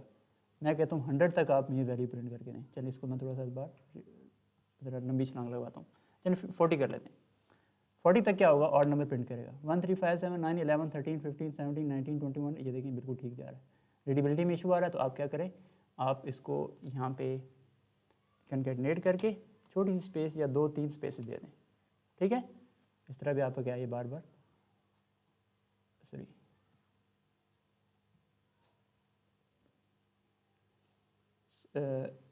40 कर लेते हैं दोबारा, देखिए स्पेसेस में इजाफा हो गया, ठीक है। तो इस तरह भी आप इसको प्रिंट करा सकते हैं। Got it. Print series odd हो सकता है, इवन हो सकता है, 5-5 गैप से हो सकती है, कुछ भी हो सकती है। तो ये आपका इस तरह जो है इजीली सॉल्व आउट हो जाता है। अगला देखते हैं, अगला क्या है हमारे पास, प्रिंटिंग सीरीज हो गया table of a number. Same यही फॉर लूप के साथ आप यूज़ करेंगे। लेट सपोज मैं एक टेबल प्रिंट कराना चाहता हूँ। अगर आप सबसे पहले देखें तो टेबल प्रिंट करने के लिए मैं इसी को यूज़ करता हूँ। चलें इसको मैं फ़िलहाल थोड़ा सा चेंज करता हूँ।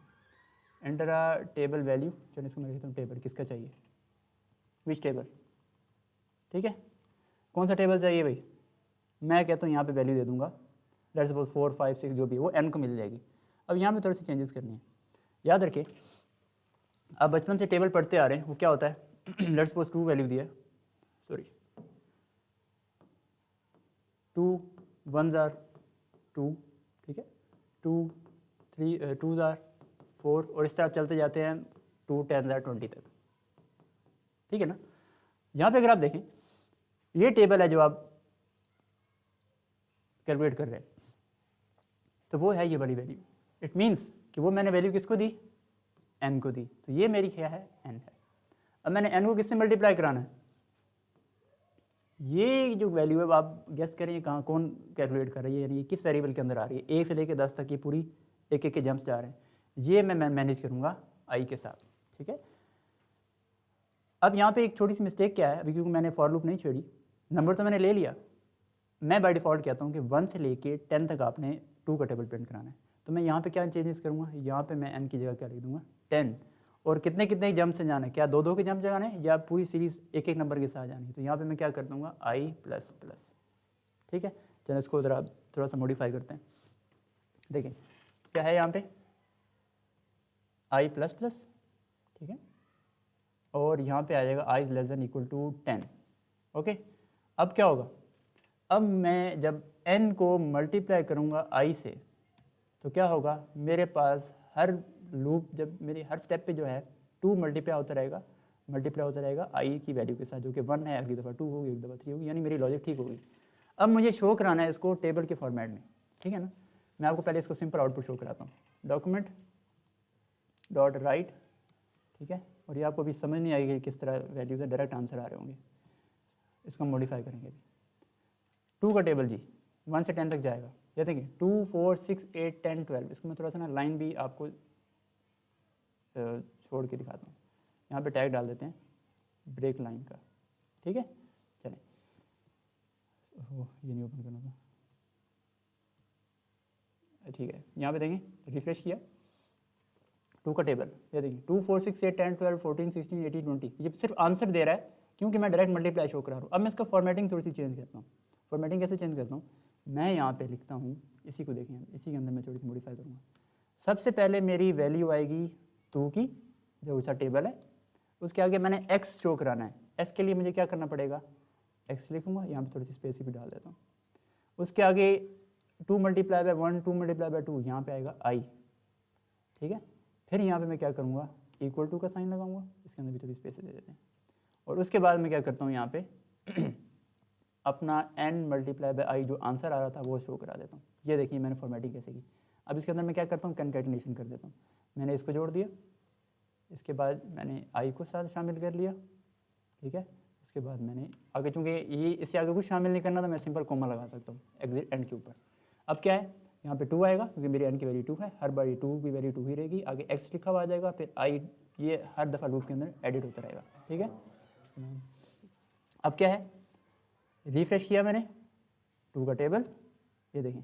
अब एक मसला क्या आ रहा है, टेबल तो सही प्रिंट हो रहा है लेकिन एग्जिट के बाद ये देखें लाइन ख़त्म नहीं हो रही। तो लाइन कहाँ पे ख़त्म करनी है मैंने, इसके बाद, ठीक है। तो क्या करूँगा, चाहे तो आप नीचे अलग से डॉक्यूमेंट डॉट राइट br का टैग लगा लें, या इसको भी कंकैटिनेट करके मैं क्या करता हूँ, यहाँ पे br करके ख़त्म कर देता हूँ, ये रही।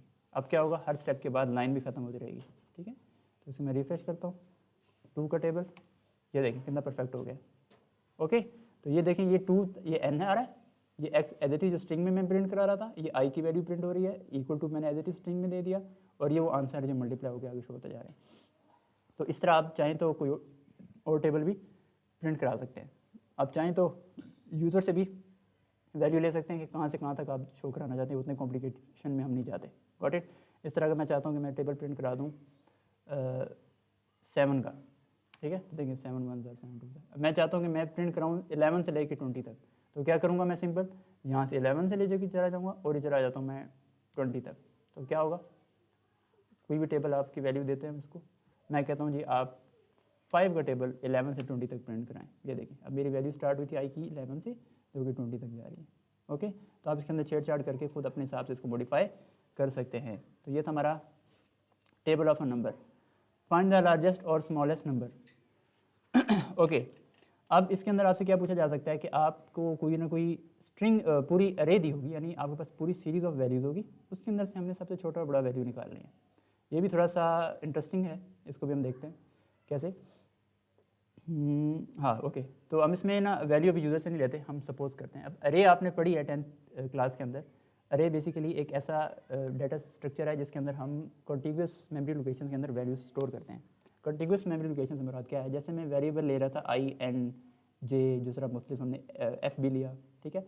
वो है मुख्तलिफ रैम के अंदर मुख्तलिफ जगह के ऊपर वो स्टोर रहते हैं। जबकि अरे के अंदर क्या है, वो पूरा स्ट्रक्चर हमारा सीरीज़ में वैल्यूज़ को स्टोर करता है। उसका तरीकाकार क्या है कि मैं लेट ले लेता हूँ एक variable A, A is equal to, ये जो बड़ी ब्रैकेट्स होती हैं ना, ठीक है, स्क्वायर ब्रैकेट्स, तो इसको आपने यूज़ करना है और इसका मैं वैल्यू असाइन कर लेता हूँ। मैं सपोज कर लेता हूँ कि मेरे पास है 5, ठीक है, 3 4 1 एंड 2, ओके। इसको मैंने ये यहाँ पे सेव कर दिया, ओके। तो अगर आप देखें मेरे पास यहाँ पे क्या है, मैंने एक अरे ले ली 5 3 4 1 2, इसके अंदर मैंने वैल्यूज़ दे दी। अब ये जो वैल्यू है, ये मैं आपको यहाँ पे ज़रा क्लियर कर दूँ थोड़ा सा। ये आपका इसमें याद रखें, क्योंकि आपकी इकट्ठी मेमोरी में वैल्यू स्टोर है। अगर आप देखें यहाँ पे 1 2 3 4 5 2 3 4 5 ये 5 स्टोर है, 3 है, 4 है, 1 है और 2 है। अब इसमें क्या होगा, ये जो पोजीशन है इसको हम कहते हैं ज़ीरो पोजीशन। याद रखें अरे का इंडेक्स हमेशा जीरो से स्टार्ट होता है। मैं इंडेक्स क्लियर करने का मतलब है पोजीशन, आपकी आसानी के लिए, ठीक है। तो ये क्या है 1 2 3 4 एंड सो ऑन, जितने आपने वैल्यूज़ दी हैं या जितनी कि आप इसको रेंज दे रहे हैं। अब क्या है कि मेरी जो अरे है उसका नाम है ए, यानी एक ऐसा वेरिएबल है जो कि अरे के लिए यूज़ हो रहा है। इस पूरे को मैं ए कह देता हूँ। मैं चाहता हूँ कि ए ऑफ ज़ीरो यानी इस लोकेशन पे क्या वैल्यू है, ए ऑफ ज़ीरो, ठीक है। अब आप बताएं क्या पड़ा है ज़ीरो पे, ये 5 पड़ा हुआ है, ठीक है। इस तरह मैं वैल्यू डायरेक्ट भी दे सकता हूँ, कोई खाली है, लेट्स सपोज ये खाली है, तो मैं क्या कह सकता हूँ ए ऑफ 2 यानी सेकंड लोकेशन पे क्या वैल्यू दे दो 7, तो क्या होगा ये 4 की जगह क्या आ जाएगा 7 आ जाएगा, ठीक है। अभी मैं इसी के साथ जाता हूँ, तो मैं चूँकि 4 दिया है तो मैं क्या करता हूँ उसको 4 कर देता हूँ, गॉट इट। तो क्या है इंडेक्स को मेंटेन करने के लिए हम एक पॉइंटर यूज़ कर लेंगे। इस तरह ये हमारे जो इंडेक्स हैं ये हम ऐसे मेंटेन करते हैं बड़ी ब्रैकेट्स के अंदर, ठीक है। A of 0, A of 1, A of 2 and इस तरह एंड सो ऑन।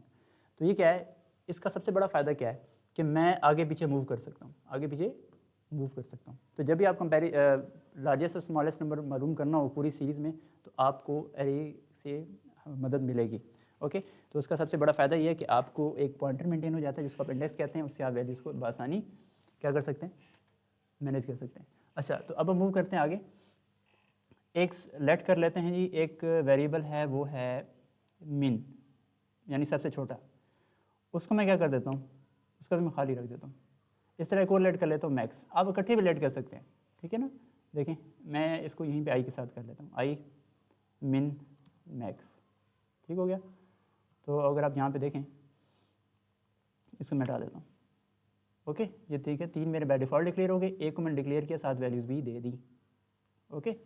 अच्छा, तो ये आ गया मेरे पास ए की वैल्यू। अब मैं क्या करता हूँ, चाहूँ तो यूज़र से भी वैल्यू ले सकता हूँ, लेकिन यूज़र से मैं वैल्यू नहीं ले रहा, मैंने बाय डिफ़ॉल्ट वैल्यू दी आपको समझाने के लिए। अब मैं क्या करता हूँ, यहाँ पे एक लूप लगाता हूँ, ठीक है। बल्कि लूप लगाने से पहले मैं लेट कर लेता हूँ कि मेरी पहली वैल्यू ही सबसे छोटी है, या मैं यहाँ से इसको मैं बाद में एक्सप्लेन करता हूँ आपको। फॉर लूप लगाई, आई जो मैंने डिक्लेयर किया है ऊपर, इसको मैं यूज़ कर लेता हूँ। देखिए अब मुझे बताएं मैं कहाँ से स्टार्ट करूँगा। याद रखें ये मैंने पहले इंडेक्स से स्टार्ट करना है, और पूरी चूँकि मैंने अरे को ट्रैवर्स करना है, यानी इसके अंदर सर्चिंग करनी है, एंड तक जाना है, तो 0 इंडेक्स से कहाँ तक जाना है। देखें साइज इसका क्या है, आपको नज़र आ रहा है 5 है, इसमें 5 वैल्यूज़ है, लेकिन इंडेक्स कहाँ तक जाएगा, चूँकि मैं 0 से स्टार्ट ले रहा हूँ, 0 1 2 3 एंड 4, तो मैं क्या कहूँगा कि आई की value is less than equal to 4, यानी 4 भी शामिल करना है, आई प्लस प्लस, ठीक है, एक एक स्टेप से। तो क्या होगा यहाँ पे मेरे एक फॉर लूप सेट होगी जो कि ट्रेवर्सिंग करेगी। अब मैं क्या करता हूँ इस लूप के अंदर, देखें अब मैंने मालूम करना है कि इस पोजीशन से लेके लास्ट पोजीशन तक सबसे बड़ी वैल्यू कौन सी है। उसके लिए मुझे यहाँ पे बाय डिफ़ॉल्ट मिन को सेट करना पड़ेगा एक वैल्यू के साथ, और मैक्स को भी सेट करना पड़ेगा एक वैल्यू के साथ। अब वो वैल्यूज़ क्या होंगी वो अगर आप अंदाज़ा लगाएं, क्योंकि मेरे पास स्टार्ट में कोई पता नहीं है सबसे बड़ी वैल्यू क्या है, तो मैं पहला जो वैल्यू है वही दे देता हूँ, ए ऑफ 0, ठीक है, ए ऑफ 0, और उसके बाद क्या है ए ऑफ 0।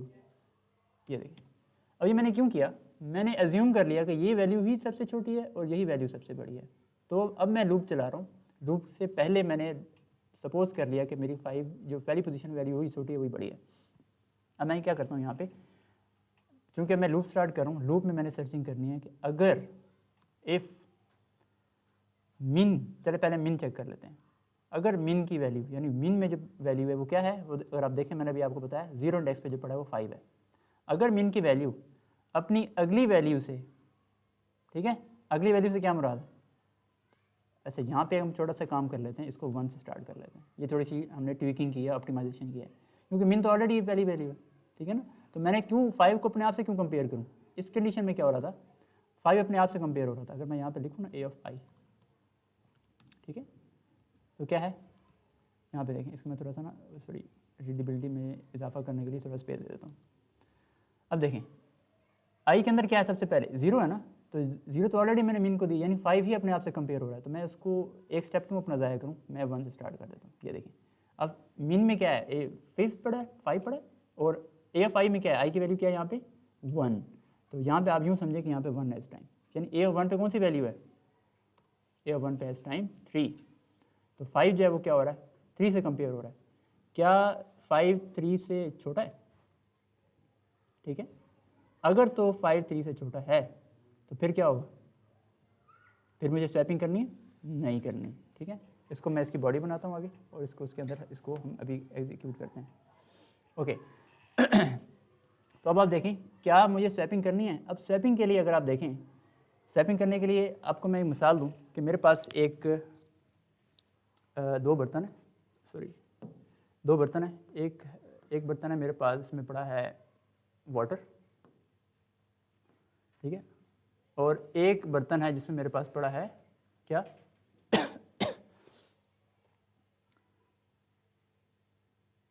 नंबर के। ठीक है, ये एक छोटी सी है कि स्वैपिंग के लिए यहाँ पे हम एक और काम भी कर सकते हैं।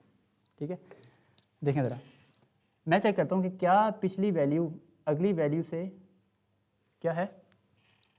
देखें 5 क्या 3 से छोटा है? अगर तो ये छोटा होता तो मैं क्या कर देता, वो वैल्यू मिन पे सेट कर देता। देखिए मिन जो ऐसा वेरिएबल है जिसने इसमें से सबसे छोटी वैल्यू स्टोर करनी है। ठीक है, स्वैपिंग वाला वो मैं करा रहा था, वो मैं आपको बाद में कराता हूँ आगे, जिसमें स्वैपिंग की ज़रूरत नहीं है हमें। अब क्या है, हमने पोजीशन चेंज नहीं करनी बल्कि हमने मिन को वैल्यू देनी है इसमें से फाइंड आउट करके। मैं देखता हूँ कि अगर तो मिन की वैल्यू, जैसे को मैं अगर यूँ कर दूँ, कैपिटल कर देते हैं, चले अब ठीक है। देखें 5 की वैल्यू यानी 5 जो है क्या वो 3 से बड़ा है ना।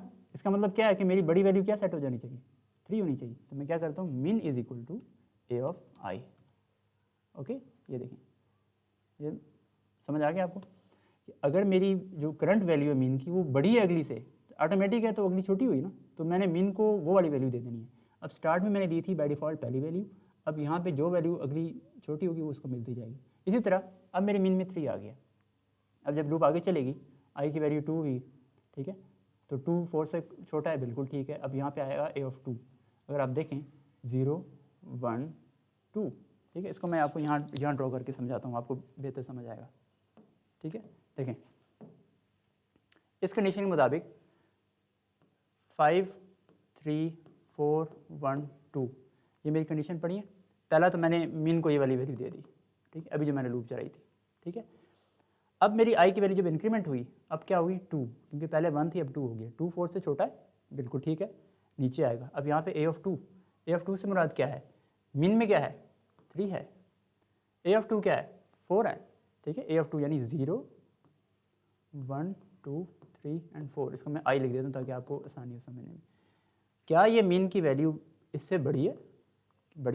नहीं बड़ी। ठीक है, तो क्या होगा, क्या ये चलेगा? नहीं, अगली वैल्यू उसको नहीं मिलेगी मीन को। वापस ऊपर आ जाएं, अब आई की वैल्यू क्या होगी 3 4 से छोटा है, अब ए ऑफ 3 आ जाएगा यहाँ, ए ऑफ 3। मीन में क्या था, मीन में अभी तो 3 पड़ा है, ए ऑफ 3 यानी ये वाली वैल्यू, क्या ये वाला मीन इससे बड़ा है? बिल्कुल बड़ा है, यहाँ पे 3 है, यहाँ पे 1 है, तो मीन को ये वाली वैल्यू मिलनी चाहिए। तो मैंने क्या लिखा हुआ है, ए ऑफ आई जो उस टाइम था 3, वो मीन को मिल जाए। तो अब मीन जो है वो यहाँ से शिफ्ट हो जाएगा, इसके अंदर क्या आ जाएगा 1 चला जाएगा। फिर आगे क्या है, इंक्रीमेंट होगा 4 is less than equal to 4, condition 2, A of 4, क्या ए ऑफ 4 2 या मीन बड़ा है, क्या 1 की वैल्यू 2 से बड़ी है? नहीं। तो इट मीन्स कि क्या है, ये मेरी लूप खत्म हो जाएगी क्योंकि अगला इंक्रीमेंट 5 का कंडीशन फॉल्स से खत्म। तो इसका मतलब क्या है कि पूरा मैंने यहाँ से ट्रेवर्स करते हुए जब मैं आगे आया तो मैंने मीन को शिफ्टिंग की। मीन मेरा पहले ये था, फिर क्या हुआ ये सेट हो गया, फिर क्या हुआ ये सेट हो गया, तो इसके पास एंड होगा तो क्या होगा 1 ऑटोमेटिक शो हो जाएगा, यानी इसके अंदर सेव हो जाएगा। अब चलते हैं मैक्स की तरफ। मैक्स के अंदर यही काम है, लेकिन छोटा सा उसके अंदर ट्रिक ये है कि हमने अपना जो ग्रेटर देन लेस देन है उसी का साइन चेंज करना है। इसको मैं कॉपी करके यहाँ पेस्ट कर दूँगा। ठीक है, तो क्या है देखें, इसको मैंने किया मैक्स, बस ये छोटा सा चेंजेस थी, ठीक हो गया। अब यहाँ पे उल्टा काम होगा कि अगर अगली इंडेक्स में, ठीक है ना, इसको बल्कि मैं ना एक और काम करता हूँ बेहतरी के लिए, इसको मैं अभी हटाता हूँ और एक और लूप चला लेते हैं। चलें, इसी को मैं कॉपी पेस्ट करता हूँ लूप को, ये लूप मैं यहाँ पेस्ट कर देता हूँ। ठीक है, ओके, अब ये मैं कर लिया मैक्स के लिए। मैं स्टार्ट से आता हूँ ना, ये देखें इसको मैंने किया सेट मैक्स। देखें यहाँ तक जो मेरा कोड है ये वाला, ठीक है, ये है मैंने मीन के लिए लिखा। ओके, मीन के लिए यानी मेरी लूप 1 से 4 तक चली, उसमें सबसे छोटी वैल्यू मिल रही है मीन को, और ये मैंने दोबारा आई को चलाया 1 से 4 तक, उसमें मैक्सिमम वैल्यू मिल रही है। तो अब यहाँ पे क्या है कि मैंने मैक्स को भी AF0 यानी 5 से स्टार्ट किया हुआ था। अगर आप इस प्रोग्राम को देखें, इसमें पहले पॉइंट पे ही मेरी वैल्यू सबसे बड़ी है, तो क्या 5 अपने अगली वैल्यू से छोटा है? अगर छोटा होता तो मैं स्वैप कर लेता, ठीक है। ये देखिए, यानी स्वैप से मुराद क्या है, असाइन वो वाली वैल्यू कर देता। तो मेरे पास ये प्रोग्राम बिल्कुल परफेक्ट है। लूप की बॉडी यहाँ पे ख़त्म हो रही है, और लूप ख़त्म करने के बाद मैं क्या प्रिंट करा लूँगा, डॉक्यूमेंट डॉट राइट क्या मैक्स या मिन करने, ठीक है। और इसको मैं कॉपी पेस्ट करके नीचे कर लेता हूँ मैक्स, ठीक हो गया।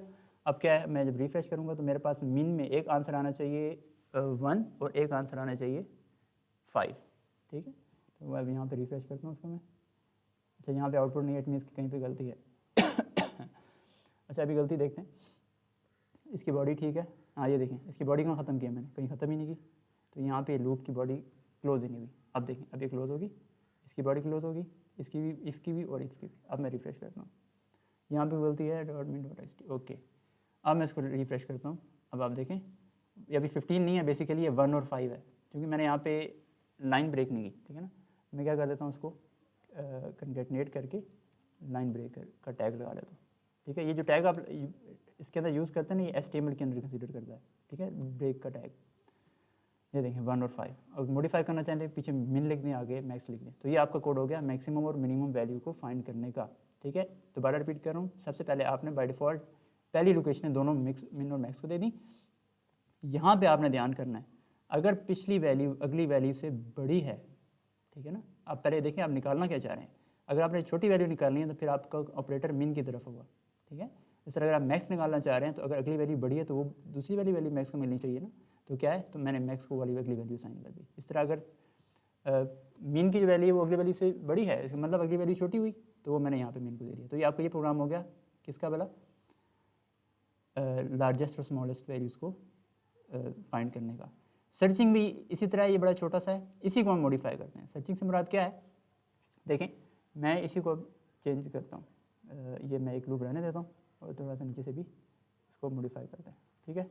इसको मैं यहाँ पे क्लोज करता हूँ, ओके।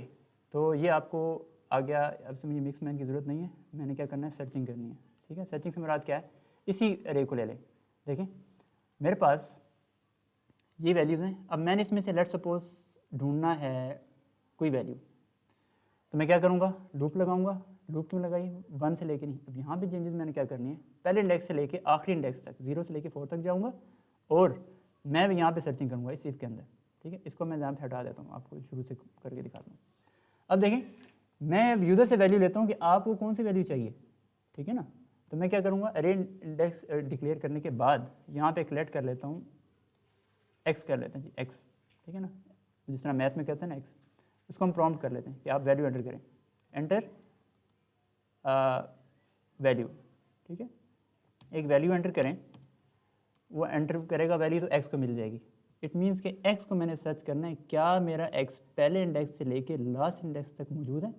अगर तो मौजूद है तो मैं क्या करूँगा, कह दूँगी ये नंबर मिल गया है। अब उसको नंबर मिल गया से क्या मुराद है, मैं यहाँ पे चेक करता हूँ इफ़, ठीक है, इफ़ एक्स की जो वैल्यू है वो इक्वल टू तो नहीं यूज़ करूँगा, असाइनमेंट तो नहीं करनी, कंपेयर करना है। तो याद रखें कंपेयर करने के लिए डबल इक्वल टू का साइन हम यूज़ करते हैं, ठीक है, डबल इक्वल टू का साइन, क्योंकि सिंगल इक्वल टू जो है वो असाइनमेंट के लिए होता है।